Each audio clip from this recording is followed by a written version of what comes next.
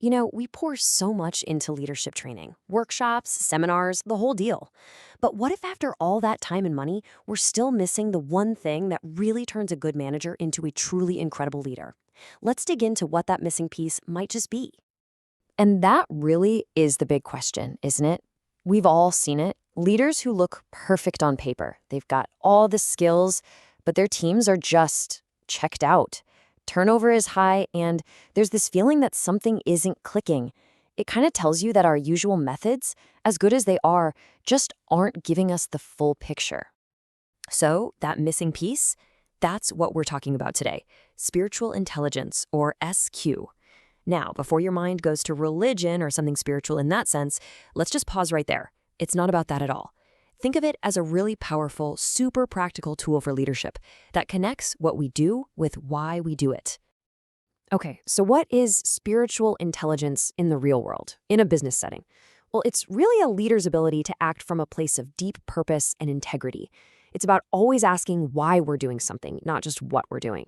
It's like having an internal compass that makes sure every decision, every action is pointing toward your core values and a vision that's way bigger than just next quarter's profits. That all sounds fantastic, right? But how on earth do you actually build that in a person?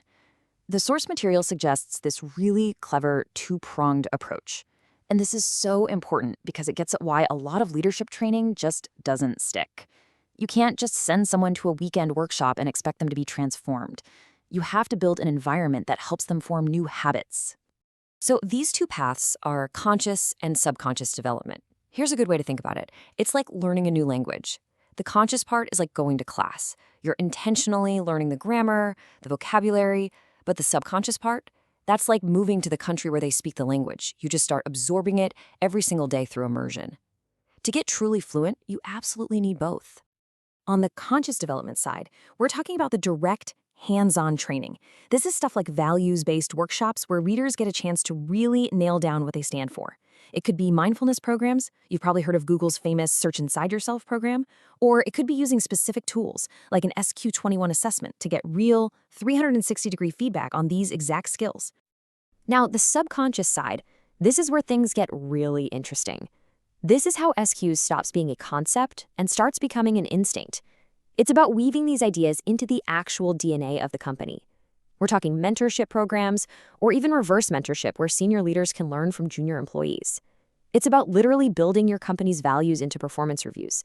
It's about creating a culture of psychological safety where people feel they can be their authentic selves. Of course, the second you start talking about something called spiritual intelligence in a boardroom, you know someone's going to ask, okay, but how do you measure it? And you know what? That's a totally fair question. This can't just be about feeling good. It has to deliver real, tangible results. And the answer isn't some single magic number on a dashboard.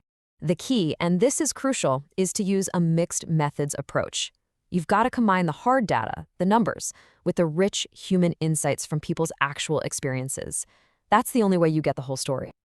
So first up, the quantitative stuff, the data. You can use validated assessments like SQ21 to get a baseline and see how people are growing. You can send out behavioral surveys asking about things like resilience or compassion. And of course, you can look at the big organizational numbers we all care about, like employee turnover and engagement scores. If SQ is rising, these numbers should be getting better too. But the numbers on their own don't tell you the why. That's where the qualitative insights come in. This is where you capture the real story of transformation. You do it through things like reflective journals, focus groups, or deep dive interviews.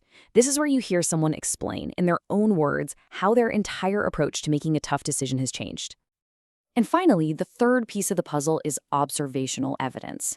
I mean, you can literally watch SQ in action. Put leaders in a role-playing simulation of a really tricky business problem and see what they do. You can also set up structured observations from peers or managers. Or use something called narrative inquiry, which is basically just asking people to tell stories about how they've applied these principles. It's direct proof that behavior is actually changing. Now, there's a really important practical challenge here. Whenever you're measuring something this personal, you have to ask, how do we do this fairly? How do we make sure our assessments work for everyone, from every culture and background? For any global company, this is an absolutely critical question. So, how do we get it right? Well, the source material lays out a really clear 3-step process. First, you have to use universal frameworks that are faith neutral. You focus on things like empathy, integrity, compassion, values that resonate with people everywhere. Second, and this one's a big one, you focus on observable behavior, not someone's private beliefs. We're assessing how a leader acts, not what's going on in their head.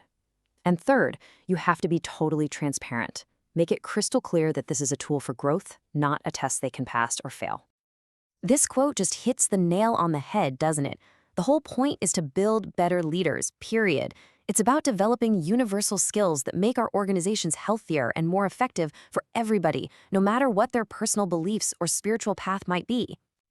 So, if there's one thing to take away from all this, it's that developing spiritually intelligent leaders is not a one-and-done event. It's a whole process. By combining that direct, conscious learning with a culture that reinforces those same values every single day subconsciously, that's how you build authentic, resilient, and truly impactful leaders from the inside out. And that kind of leaves us with one final big idea to chew on. We spend so much time focused on a leader's actions, their decisions, their to-do lists. But what if their greatest, most lasting impact doesn't come from what they do, but from who they are? What would change in our organizations if we started developing that?